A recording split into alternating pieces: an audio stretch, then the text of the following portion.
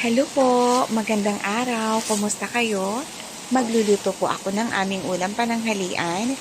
Gulay na ampalaya, masarap, masustansya, bitter. Pero hindi po ito inuugali. Ha? Inuulam lang po. Ay, sisimulan ko na po agad.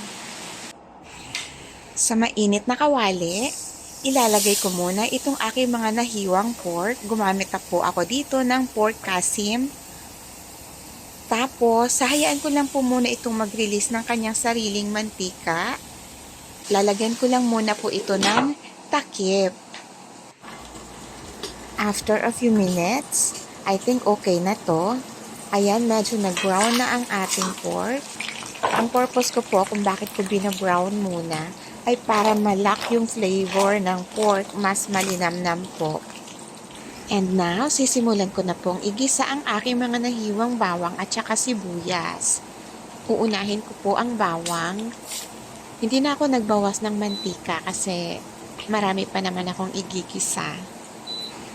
Hihinaan ko lang po ang apoy para hindi naman po mabilis masunog itong aking bawang. Kaya ko inuuna itong bawang ay para maging garlicky ang flavor ng aking niluluto. Hihintayin ko lang po itong maglabas ng sarili niyang bango.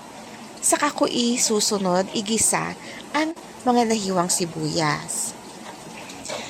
At this point, mabango na yung bawang, nag-brown na siya. Ilalagay ko na ang mga sibuyas. Palagi po akong gumagamit ng purple na sibuyas dahil mas stronger ang nutrients nitong purple onions kumpara doon sa puting sibuyas o doon sa yellowish na sibuyas. Igigisa ko lang po ito ng mabuti hanggang sa maging translucent na yung color. And then, igigisa ko na po lahat-lahat kung ano po yung mga nandito kasama yung pork. Gagamit din po ako dito ng kamatis. Hihintayin ko lang pong maging translucent yung sibuyas bago ko po isunod igisa yung mga kamatis. At this point, luto na yung sibuyas. Isusunod ko naman pong ilagay dito yung aking mga nahiwang kamatis. Gumamit po ako dito ng mga hinog na kamatis. Mga ilang piraso lang, tinansya ko lang na hindi naman ma-overpower ng kamatis ang aking ampalaya. Igigisa ko lang po ng maayos itong aking mga nahiwang kamatis. Hihintayin kong lumambot, yung maging mushy na siya, yung parang nadudurog na siya, saka ko i-add yung mga nahiwang ampalaya. Anyway, ito palang kamatis, masustansya po ito, mapahilaw uluto. Pero, mas lalong tumataas ang nutrients nito kapag niluluto. Mag-a-add pala ako dito ng asin, para at least nagkakaroon na ng lasa itong aking ginigisa. Pwede rin gumamit ng patis, pero kaya ako hindi gumagamit ng patis kasi ayoko pong ma-associate yung lasa ng fish sa aking niluluto. Kunti munang asin ang inilagay ko para mag-adjust na lang po ako mamaya sa bandang huli. Kayo po ba? Kumusta kayo? Ano ang ulam nyo ngayon? Anyway, kay bongga o hindi ang ulam natin, thankful pa rin tayo kay God kasi hindi niya tayo pinagkukulang ng biyaya. Ang isa sa mga techniques para hindi tayo maubusan ng biyaya, maging thankful tayo sa mga nare-receive nating blessings araw-araw, malaki man ito or maliit. Okay, at this point, masya na yung kamatis. Isusunod ko na po dito ang mga nahiwang ampalaya. Gumamit po ako dito ng 3 maliliit at katamtaman lang ang laki na ampalaya. Pinili ko po yung mga green na green, yung mga super green. Yun po yung gusto ko kasi mapait po talaga yun. Pero naman pong ampalaya na yung hindi super green, yung mga lights ang color, hindi po yun gaanong mapait.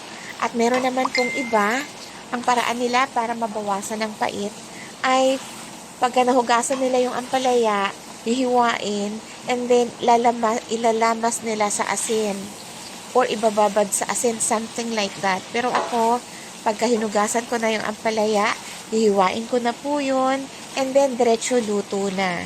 Kasi para sa amin, nasanay talaga kami, expected namin na kapag ampalaya, mapait talaga yan.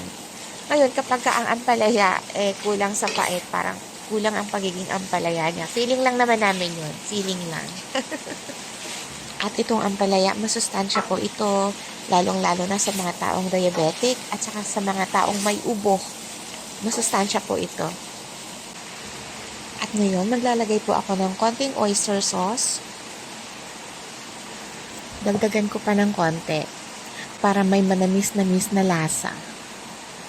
At maglalagay din po ako ng soy sauce. Konti lang kasi naglagay tayo ng asin kanina.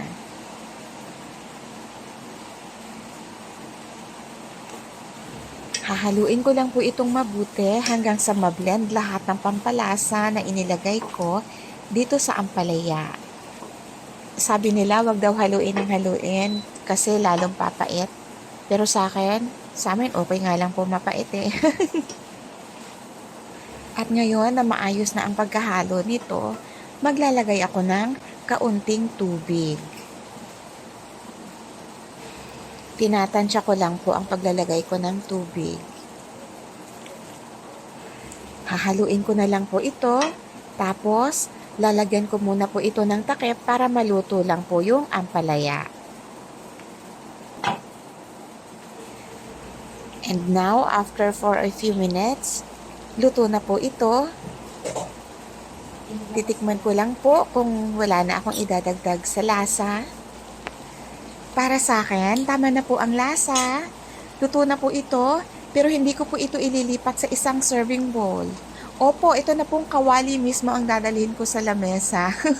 Maliit lang naman po ito, 28 cm. So parang kasinlaki na rin lang siya ng isang serving bowl.